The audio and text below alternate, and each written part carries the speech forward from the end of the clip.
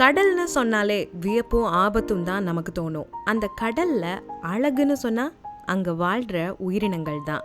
அதுவும் ஜெல்லிஃபிஷ்னு சொன்னாலே போதும், அது எவ்வளோ அழகுன்னு நமக்கே தெரியும்.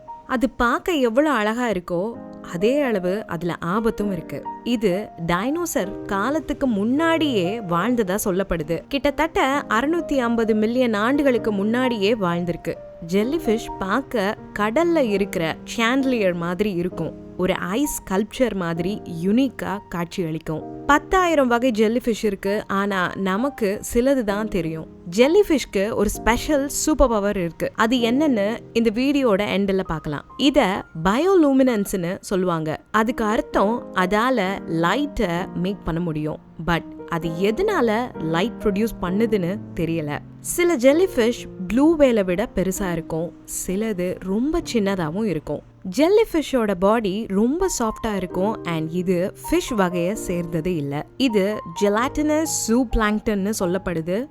ஜெல்லிஃபிஷோட பார்ட்ஸ் பார்த்தீங்கன்னா ஒரு பெல் லைக் ஸ்ட்ரக்சர் இருக்கும். அது ரொம்ப சாஃப்ட் அண்ட் இது மீசோக்ளியாங்கிற ஒரு பொருளால் மேக் பண்ணப்பட்டிருக்கு. மீசோக்ளியா பார்த்தீங்கன்னா 95% வாட்டர் தான். புரோட்டீன் ஃபைபரால் இது ஒன்றா இணைக்கப்பட்டிருக்கு. இந்த பெல் ஸ்ட்ரக்சர் மூலமாக தான் ஜெல்லிஃபிஷ் மூவ் ஆகுது. இதுக்கு பிரெயின் அண்ட் ஸ்பைனல் கார்ட் கிடையாது. அண்ட் அந்த பெல்ஸை சுற்றி ஒரு நியூரல் நெட் இருக்கும். அந்த நர்வஸ் சிஸ்டம் மூலமாக தான் ஓஷன் கரண்ட்ஸை இது ஃபீல் பண்ணும் அண்ட் அதுக்கு மற்ற அனிமல்ஸால் வர டேஞ்சரையும் சென்ஸ் பண்ணும். அதுக்கு டைஜஸ்டிவ் சிஸ்டமும் கிடையாது. பிளாங்க்டன் அண்ட் இன்னும் சின்ன கிரியேச்சர்ஸை அப்சர்வ் பண்ணி இதுக்கு தேவையான சத்தை எடுத்துக்கிறோம். அண்ட் இதுக்கு சில ஆச்சரியமான எபிலிட்டிஸும் இருக்கு. பாக்ஸ் ஜெல்லி ஃபிஷ் வகையை பார்த்தீங்கன்னா 24 கண்களை கொண்டது.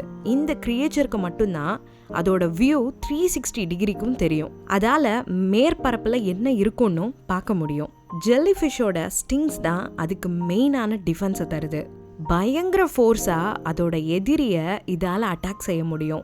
சிலது லேசான சைடு எஃபெக்ட்ஸோட போயிடும், சிலது பயங்கரமான ஸ்கின் டிஃபெக்ட்ஸை ஏற்படுத்தும்.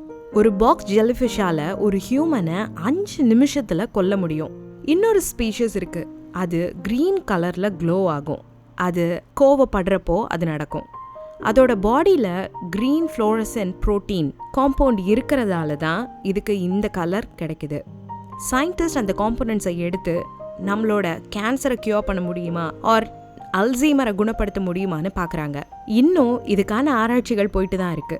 ஜெல்லிஃபிஷ் தான் இந்த பூமியில இருக்க பழமையான ஆர்கானிசம். ஏன்ஷியன்ட் ஃபாசில்ஸும் அதுக்கு எவிடென்ட்டாக இருக்கு.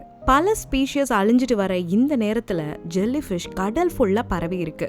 நான் ஆரம்பத்தில் சொன்ன மாதிரி இதுக்கு ஒரு ஸ்பெஷல் பவர் இருக்குன்னு சொன்னேன்ல, அதை பற்றி இப்போ பார்க்கலாம். 2 லேப் அசிஸ்டன்ட்ஸ் ஜெல்லிஃபிஷை படிக்கிறதுக்காக கடல்லேருந்து எடுத்துகிட்டு வராங்க.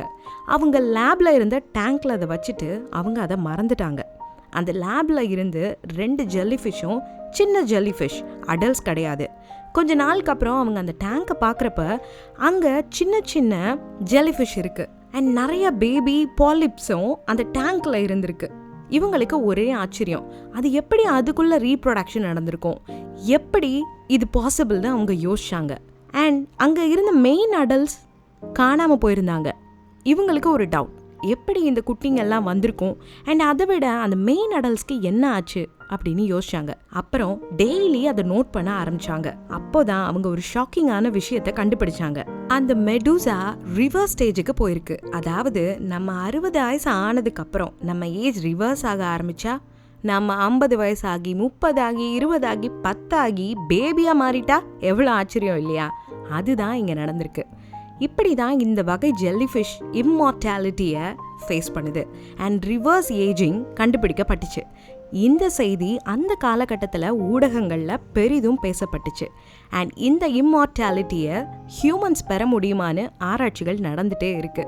இந்த ஏஜ் ரிவர்சல் எல்லா வகை ஜெல்லிஃபிஷ்லையும் கிடையாது. டியூரேடாபிஸ் டார்னி மட்டும்தான் இந்த ப்ராசஸ் நடக்கும். இந்த ஜெல்லிஃபிஷ் அதிகமான ஸ்ட்ரெஸ், ஸ்டார்வேஷன் அண்ட் அவங்க ஃபிசிக்கலாக ஏதாவது டேமேஜ் ஆச்சுன்னா அதோட பாடியில் இருக்கிற எல்லா செல்லையும் அதோட யங்கர் ஸ்டேஜுக்கு மாத்திரும். இந்த ப்ராசஸ் ஸ்டார்ட் ஆகுறப்ப ஜெல்லிஃபிஷ் ஷ்ரிங்க் ஆகி டென்டக்கிள்ஸ் எல்லாம் ரீட்ராக்ட் ஆகும். மெடூசா ஒரு பிளாபி ஸ்ட்ரக்சருக்கு மாறுது. நெக்ஸ்ட் ஒரு சிஸ்டா ஃபார்ம் ஆகி அப்புறம் 3வது நாள்ல அது பாலிப்பா ஃபார்ம் ஆகுது.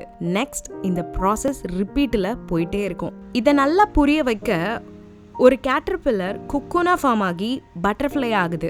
அப்புறம் ஒரு கட்டத்தில் பட்டர்ஃப்ளை மறுபடி கேட்டர்பில்லராக மாறுச்சுன்னா, அதுவும் ஒன்றும் இல்லை மல்டிபிளான கேட்டர்பில்லர்ஸாக மாறுச்சுன்னா, அதுதான் இங்கே நடக்கு. நம்ம ஹியூமன்ஸ்க்கு இந்த ப்ராசஸ் பாசிபிளான்னு தெரியல, ரிசர்ச் நடந்துட்டே தான் இருக்கு. பட் இப்படி ஒரு சாகா வரமா இருக்குமா இல்லை சாபமா இருக்குமான்னு கமெண்ட்ல சொல்லுங்க. அடுத்து இந்த மாதிரி மிஸ்டீரியஸான ஒரு அனிமலை பற்றி அடுத்த மண்டே வீடியோவில் பார்க்கலாம். நன்றி, வணக்கம்.